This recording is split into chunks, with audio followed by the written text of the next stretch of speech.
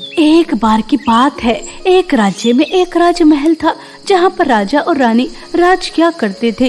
राजा और रानी बहुत ही ज्यादा अच्छे स्वभाव के थे और वो हमेशा खुश रहा करते थे और उनकी खुशी में चार चांद उस समय लग जाते हैं जब राजमहल में दो सुंदर राजकुमारियां जन्म लेती हैं।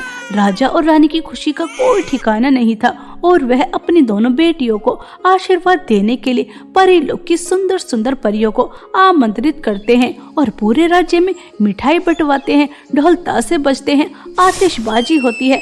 राज्य के सभी लोग भी दोनों राजकुमारियों के आ जाने की वजह से बहुत ही ज्यादा खुश थे। बहुत बड़ी पार्टी का आयोजन होता है, सभी परियां भी आ जाती हैं और वह एक एक कर दोनों राजकुमारी बहनों को अपना आशीर्वाद देती हैं। राजा और रानी, आपको बहुत बहुत बधाई हो।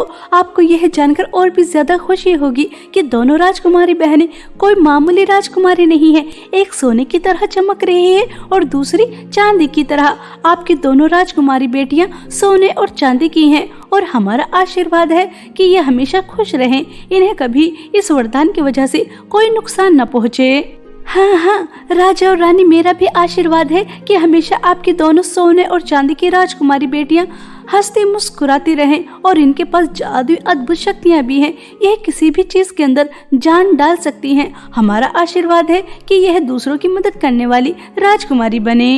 राजा और रानी अपनी दोनों राजकुमारी बेटियों से बहुत ज्यादा खुश थे और वह अपनी बेटियों का पालन पोषण बहुत अच्छी तरह करते हैं। ऐसे ही समय बीत रहा था और दोनों बहनें बड़ी हो जाती हैं। दोनों बहनों में बहुत ही ज्यादा प्यार था और वह कभी भी अपनी जादुई शक्तियों का गलत इस्तेमाल नहीं करती थी। अगर राज्य में किसी को किसी चीज की जरूरत होती तो दोनों बहनें अपनी जादुई शक्तियों से उनकी मदद करती और दोनों बहनों को बगीचे में खेलने का भी बहुत ही ज्यादा शौक था और गुलाबों से तो इतना ज्यादा प्यार था कि उनकी जान बसती थी और दोनों बहनें चित्रकारी भी एक साथ ही करती थी। दोनों बहनों में इतना ज्यादा प्यार देखकर राजा और रानी बहुत ही ज्यादा खुश हुआ करते थे। अरे यार सोना राजकुमारी, यह है क्या? तुम मेरे वाले गुलाब पर क्यों बैठ गई? रेड गुलाब पर मुझे बैठना था। तुम्हें परेशान करने में मुझे बहुत मजा आता है। मुझे पता था कि यह गुलाब तुम्हें पसंद है, तभी तो मैं यहाँ आकर बैठ गई। अगर तुम्हें इस गुलाब पर बैठना है तो तुम्हें मुझसे लड़ाई करनी होगी। अगर तुम जीत जाती हो तो मैं तुम्हें अपनी तरफ से पार्टी दूंगी और अगर तुम हार जाती हो तो तुम मुझे पार्टी दोगी।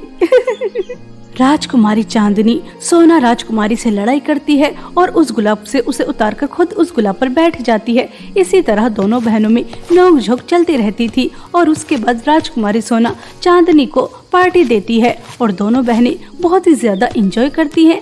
ऐसे ही दोनों बहनें पार्टी कर कर घर वापस आ रही थी कि तभी एक औरत 3-4 बच्चों के साथ एक पेड़ के नीचे बैठी रो रही थी। अरे आपको क्या हुआ? आप क्यों रो रही हैं? और यह प्यारे प्यारे मासूम बच्चे भी क्यों रो रहे हैं?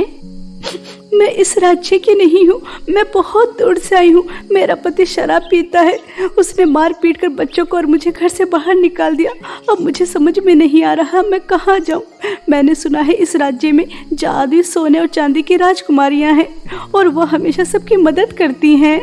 हाँ हाँ, आपने बिल्कुल सही सुना, हम दोनों ही वो राजकुमारियाँ हैं। ऐसा कहकर दोनों बहनें अपनी जादुई शक्तियों से उस औरत को सोना और चांदी देती हैं। वह औरत सोना और चांदी पाकर बहुत ही ज्यादा खुश होती है और दोनों बहनों को अपना आशीर्वाद देकर वहां से चली जाती है। तभी राजकुमारी चांदनी सोना राजकुमारी से कहती है, राजकुमारी सोना, अभी अभी मुझे याद आया कि आज तो मेरी सबसे अच्छी दोस्त का जन्मदिन है। तुम घर पर चली जाना और मम्मी और पापा को बता देना कि मुझे घर आने में थोड़ा समय लग जाएगा, ठीक है? और हाँ, मेरे गुलाब के फूल पर मत बैठ जाना, वो मेरा है, ठीक है? मैं जीती हूँ, अब जाओ। राजकुमारी चांदनी अपने दोस्त के जन्मदिन में चली जाती है और राजकुमारी सोना महल वापस जा रही थी कि तभी उसे किसी के चिल्लाने की आवाज आती है, बचाओ बचाओ बचाओ। राजकुमारी सोना तुरंत उस आवाज का पीछा करती है तो कोई नदी में डूब रहा था। राजकुमारी सोना तुरंत उसे बचाने के लिए नदी में कूद जाती है और वह जिसे बचाकर लेकर आती है वह एक बूढ़ी औरत थी। अरे बेटा, तुम्हारा बहुत बहुत धन्यवाद, तुमने मेरी जान बचाई। मैं एक जादुई बुढ़िया हूँ और मुझे पता है कि तुम राजकुमारी सोना हो। बिल्कुल तुम्हारा मन भी सोने की तरह चमचमा रहा है।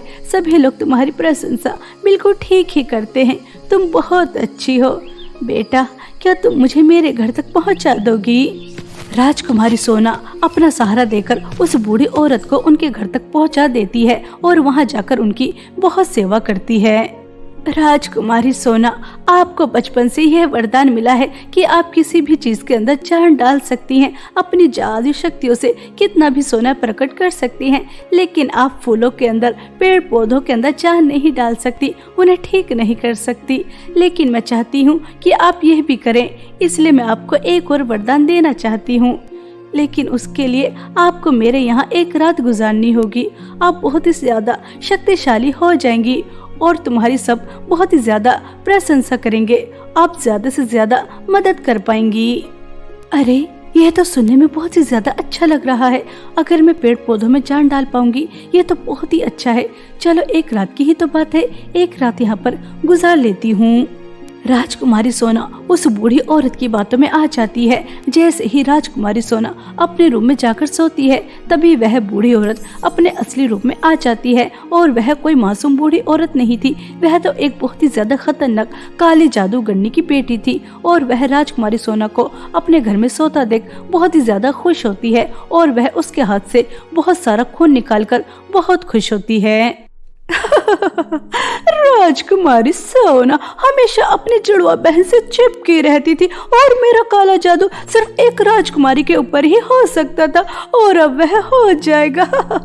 मैंने कितनी तपस्या की, तब जाकर तो ये मेरे हाथ आई, लेकिन अंत भला तो सब भला और मुझे शक्तिशाली जादूगरनी होने से कोई नहीं रोक सकता। बेचारी जैसे ही 100 बार अपना जादू इस्तेमाल करेगी वैसे ही मर जाएगी, बहुत ज्यादा कमजोर होकर। इस तरह से काली जादूगरनी बहुत ही ज्यादा खुश हो रही थी।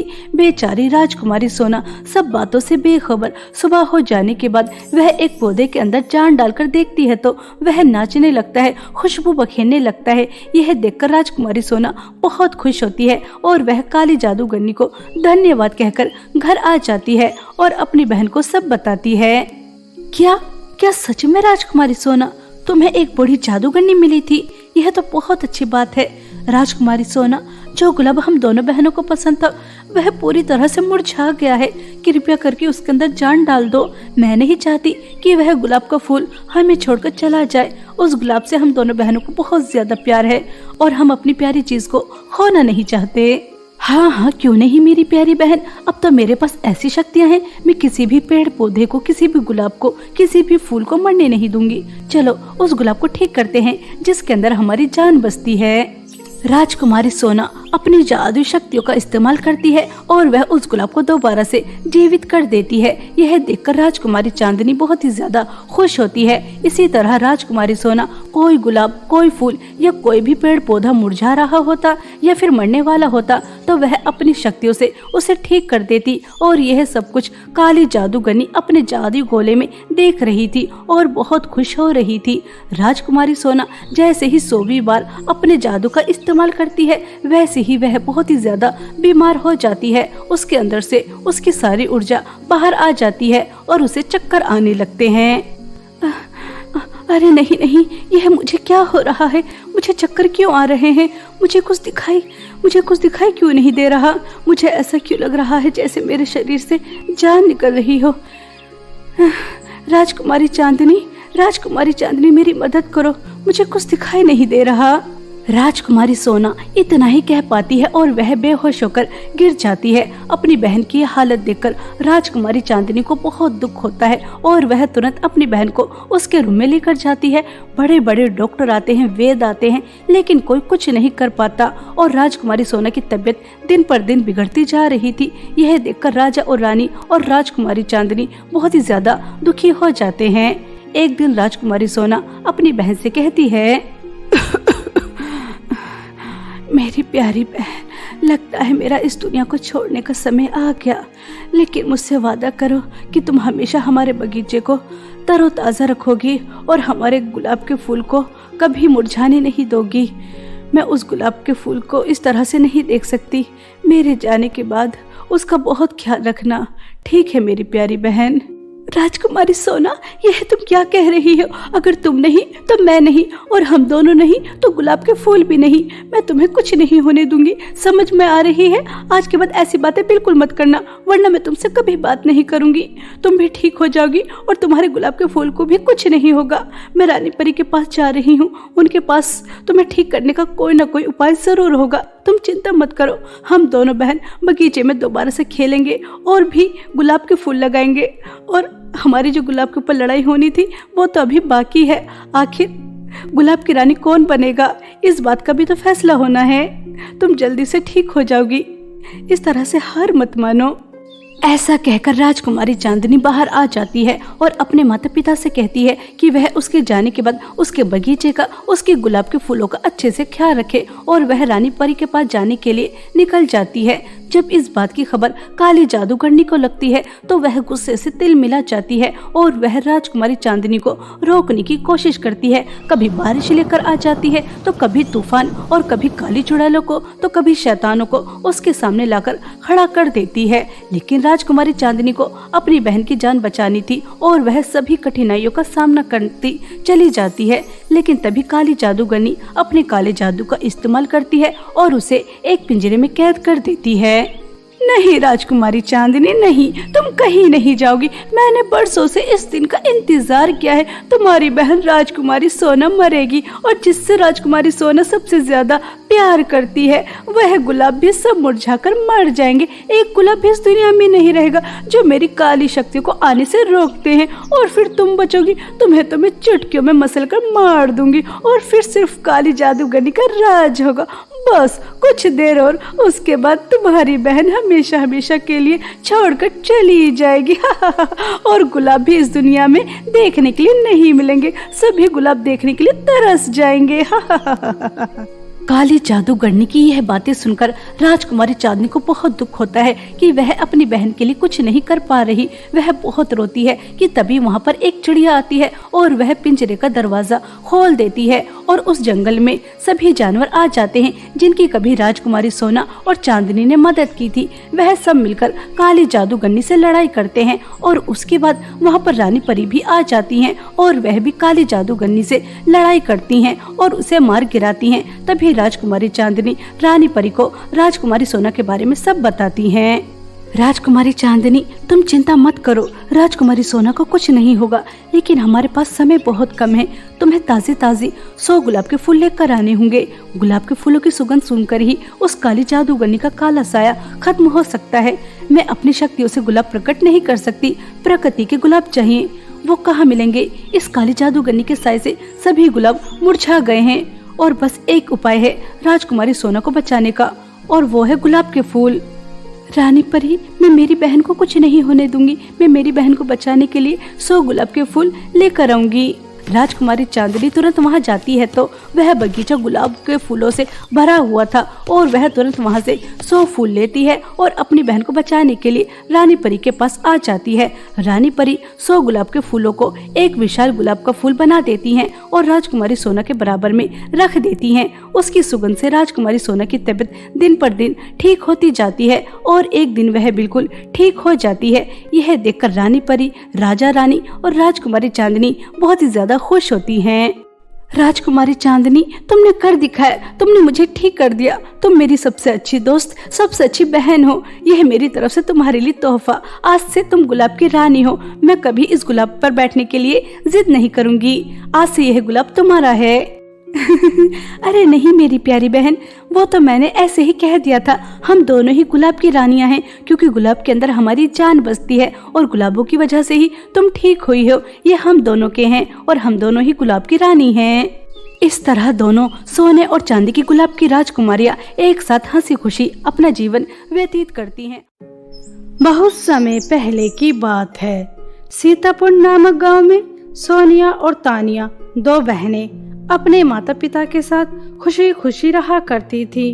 वह लोग गरीब थे।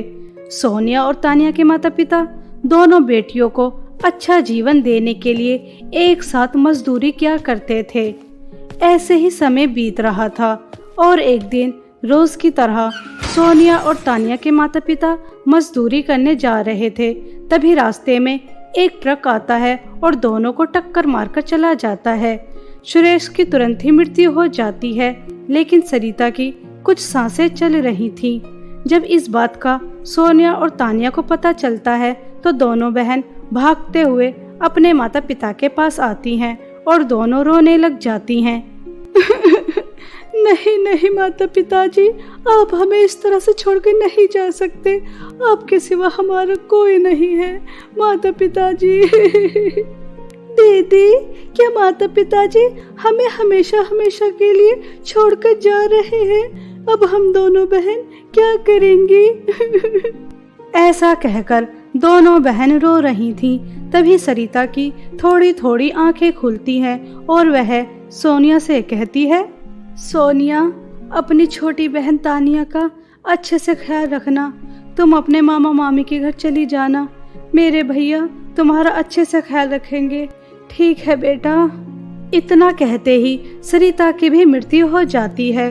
दोनों बहन बहुत ज्यादा रोती हैं और दोनों बहन अपने माता पिता का दाह संस्कार कर देती हैं। कुछ समय बाद सोनिया तानिया से कहती है, तानिया मेरी छोटी बहन, अब हमें मामा मामी के घर चले जाना चाहिए।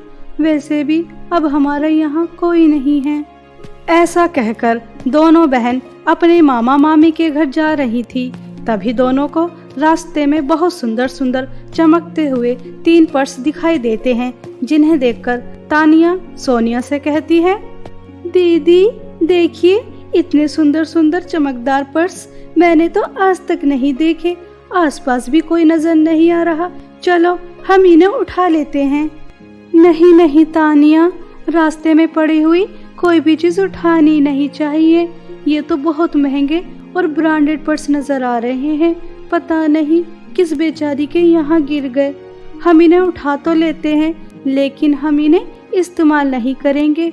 जिसके भी ये पर्स होंगे वो ढूंढता हुआ एक ना एक दिन हम तक पहुँच ही जाएगा और फिर हम उसके ये पर्स उसे लौटा देंगे।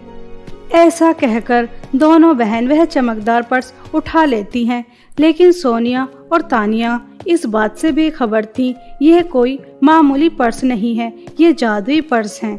दोनों बहन कुछ समय बाद अपने मामा मामी के घर पहुंच जाती हैं और वहां जाने के बाद अपने मामा को सब बता देती हैं। मामा ये खबर सुनकर बहुत उदास हो जाते हैं और कहते हैं, सरिता और सुरेश की मौत का सुनकर मुझे बहुत दुख हुआ, लेकिन तुम दोनों ने अच्छा किया जो तुम यहाँ आ गई। हाँ हाँ, बहुत अच्छा किया जो हमारे घर को अनाथालय बना दिया। तुम्हारा बहुत बहुत शुक्रिया। तुम्हें रास्ते में कोई अनाथालय नहीं मिला था जो मेरे घर को अनाथालय बनाने यहाँ आ गई। मनहूस, अपने माता पिताजी के साथ तुम भी क्यों नहीं मर गई थी? अरे भाग्यवान, तुम दोनों बच्चों से कैसी बातें कर रही हो? यह मेरे स्वर्गवासी बहन की बेटी है और मैं इनके खिलाफ एक शब्द नहीं सुन सकता। यह इसी घर में रहेंगी, बिल्कुल मेरी बेटी दिव्या की तरह। अभी तो मैं काम के सिलसिले से बाहर जा रहा हूँ, लेकिन मेरे पीछे दोनों बच्चों का अच्छे से ख्याल रखना। ऐसा कहकर मामा तो शहर चले जाते हैं, लेकिन मामी वही करती हैं जैसे उन्हें करना था। मामी सोनिया और तानिया से कहती हैं, देखो तुम दोनों मनहूस लड़कियों, मेरे घर को तो तुमने अनाथालय बना ही दिया, लेकिन ये मत सोचना कि मैं तुम्हें मुफ्त में रोटी खिला दूंगी। तुम दोनों मनहूस को मेरे पूरे घर का काम करना होगा और तुम्हें पूरे दिन में सिर्फ एक ही समय का खाना मिलेगा, वो भी जैसा मैं तुम्हें खाने के लिए दूंगी वैसा। अब चलो काम पर लग जाओ। घर में बहुत सारे गंदे कपड़े पड़े हैं, पहले उन्हें धो, उसके बाद पूरे घर की सफाई करना। मामी जी, मैं पूरे घर का काम कर दूंगी, लेकिन तानिया अभी बहुत छोटी है, उससे काम नहीं होगा। सोनिया के इतना कहते ही मामी सोनिया के एक जोर से थप्पड़ मारती हैं और कहती हैं, देख मनहूस लड़की, आज तो कह दिया, लेकिन आज के बाद मुझे जवाब देने की हिम्मत मत करना, वरना मार मार कर तुम दोनों मनहूस लड़कियों का मुंह सुजा दूंगी।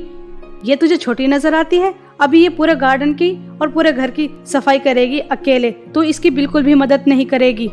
ऐसा कहकर मामी चली जाती हैं। तभी तानिया सोनिया से कहती है, दीदी लगता है हमने यहाँ आकर बहुत बड़ी गलती कर दी, हमें यहाँ नहीं आना चाहिए था। मामी तो हमारी बहुत दुष्ट है। मामा जी कितने अच्छे थे, लेकिन वो शहर चले गए। हाँ मेरी प्यारी बहन, मगर हम उस किराए के घर में कैसे रहते? घर में कोई कमाने वाला भी नहीं था। हम घर का किराया कैसे देते और क्या खाते। शायद इसीलिए माँ ने हमें यहाँ आने के लिए कहा। ऐसा कहकर दोनों रोने लगती हैं और अपने अपने काम में जुट जाती हैं। तानिया छोटी थी, जिसकी वजह से पूरे गार्डन और घर की सफाई करने की वजह से उसके हाथ में छाले पड़ जाते हैं। सुबह से शाम हो जाती है दोनों बहन को काम करते करते। कुछ समय बाद तानिया सोनिया के पास जाती है और रोते हुए उससे कहती है, देखिए ना दीदी, मेरे हाथ में झाड़ू लगाने से छाले पड़ गए। मामी जी ने कहा था कि वो एक समय का खाना देंगी, अब तो खाने का समय हो गया। मुझे बहुत तेज भूख लगी है और मेरे हाथों में बहुत दर्द हो रहा है छालों की वजह से। दीदी, इन पर कुछ लगा दीजिए, मामी तो दवाई नहीं देंगी लगाने के लिए। हाँ मेरी प्यारी बहन, मुझे पता है तुझे कितना दर्द हो रहा होगा। मैं तेरे हाथों पर अभी हल्दी का लेप लगा देती हूँ, इससे तेरे छाले भी ठीक हो जाएंगे। और मैं मामी जी के पास जाती हूँ खाना लेने के लिए। ऐसा कहकर सोनिया तानिया के छालों पर हल्दी का लेप लगा देती है और अपनी मामी के पास जाती है और अपनी मामी से कहती है, मामी जी, हम दोनों बहन ने आपने जो काम दिया था वो काम खत्म कर दिया। आपने कहा था कि आप शाम को हमें खाना खाने के लिए देंगी। अब हम दोनों बहनों का खाना दे दीजिए। हाँ, मुझे बहुत अच्छे से याद है कि मैंने क्या कहा था। रुको, मैं अभी तुम दोनों मनहूसों के लिए खाना लेकर आती हूँ। ऐसा कहकर मामी किचन में चली जाती हैं और कई दिन की 2 सूखी रोटी चटनी के साथ रख कर ले आती हैं और सोनिया के हाथ में पकड़ा देती हैं। तभी सोनिया कहती है, मामी जी, ये सूखी रोटियां चटनी के साथ कैसे खाई जाएंगी? आपने तो कहा था कि आप एक समय का खाना देंगी, मगर सूखा हुआ ऐसा क्यों मामी जी? मैंने एक समय का खाना देने के लिए कहा था, ये नहीं कहा था कि मैं तुम दोनों मनहूस लड़कियों को 5 स्टार का खाना खिलाऊंगी। खाना है तो खाओ, वरना दोनों भूखी सो जाओ। मामी की यह बात सुनकर सोनिया के आंखों में आंसू आ जाते हैं, मगर बेचारी सोनिया करती भी तो क्या करती। सोनिया चटनी के साथ सूखी रोटियां तानिया के पास ले आती है। तभी सूखी रोटियां देखकर तानिया कहती है, दीदी, मामी जी के सीने में दिल नहीं है। उन्होंने अपनी बेटी के लिए पिज्जा बर्गर मंगाया और उसने आधा खाया और आधा कूड़े में फेंक दिया, और हमें इतने दिन की सूखी रोटी दी है, वो भी चटनी के साथ। हम इन्हें कैसे खाएंगे दीदी? हाँ तानिया, मैंने देखा दिव्या कैसे पिज्जा बर्गर खा रही थी और बचा कुचा उसने कूड़ेदान में फेंक दिया। मगर कोई बात नहीं बहन, हम पानी के सहारे इन सूखी रोटियों को खा लेंगे। आखिर जीने के लिए पेट भी तो भरना जरूरी है, वरना भूखे रहने से हमारी एक दिन मृत्यु हो जाएगी। ऐसा कहकर दोनों बहन वह सूखी रोटी खाने जा रही थी। तभी उन्हें एक आवाज सुनाई देती है, सोनिया, तानिया, तुम परेशान मत हो, हम तुम्हारे साथ हैं। यहाँ कौन है? हमसे कौन बातें कर रहा है? सोनिया के इतना कहते ही अलमारी से तीनों जादुई पर्स बाहर निकलकर आ जाते हैं, जिन्हें देखकर दोनों बहन चौंक जाती हैं। तभी तानिया कहती है, दीदी, ये तो वही चमकदार तीनों पर्स हैं जो हमें रास्ते में मिले थे, मगर ये बोल रहे हैं, मगर कैसे? हम तीनों जादुई पर्स हैं और हमने तुम्हारी ईमानदारी देखी। तुम बहुत अच्छी हो और बहुत ईमानदार भी, इसलिए अब तुम्हें परेशान होने की जरूरत नहीं है। हम जादुई तीनों पर्स तुम्हारी हर परेशानी को दूर कर देंगे। एक जादुई पर्स से तुम स्वादिष्ट खाना मांग सकती हो और दूसरे जादुई पर्स से तुम जितनी चाहे उतनी धन दौलत मांग सकती हो। हीरे, मोती, सोना, कुछ भी, वो तुम्हें तुरंत मिल जाएगा। लेकिन तीसरे पर्स से तुम्हें सोच समझकर मांगना होगा, क्योंकि जो भी तुम इससे मांगोगी उसका उल्टा ही तुम्हें मिलेगा। जादुई तीनों पर्स की बातें सुनकर दोनों बहन खुश हो जाती हैं और एक जादुई पर्स से स्वादिष्ट खाना मांगती हैं। तुरंत उनके सामने खाना आ जाता है। दोनों बहन खुशी खुशी उस खाने को खा लेती हैं और खुशी खुशी से सो जाती हैं। सुबह होने के बाद सोनिया और तानिया अपनी मामी के पास जाती हैं और कहती हैं, मामी जी, आपने हमें अपने घर में रखा, आपका बहुत बहुत धन्यवाद। लेकिन अब हम आपके ऊपर और बोझ नहीं बनना चाहते, इसलिए हम दोनों बहन यहाँ से जा रहे हैं। सोनिया और तानिया की बातें सुनकर मामी बहुत खुश हो जाती हैं और कहती हैं, अरे वाह, तुम दोनों बहन तो बहुत समझदार हो, बहुत जल्दी अकल ठिकाने आ गई एक दिन की सूखी रोटी खाने से।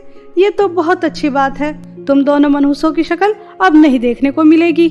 सोनिया और तानिया जादुई तीनों पर्स लेकर अपनी मामी के घर से आ जाती हैं और जादुई दूसरे पर्स से बहुत सारी धन दौलत मांगती हैं और उसी से अपना एक आलीशान घर बनाती हैं। बहुत सारी धन दौलत होने की वजह से सोनिया और तानिया एक अनाथालय खोलती हैं, जिसमें वह सभी अनाथ बच्चों का बहुत अच्छे से ख्याल रखती थी। उन्हें खाने से लेकर कपड़े पहनने तक बहुत अच्छे अच्छे दिया करती थी, जिसकी वजह से पूरे गांव में सोनिया और तानिया की वाह वाह होने लगी थी।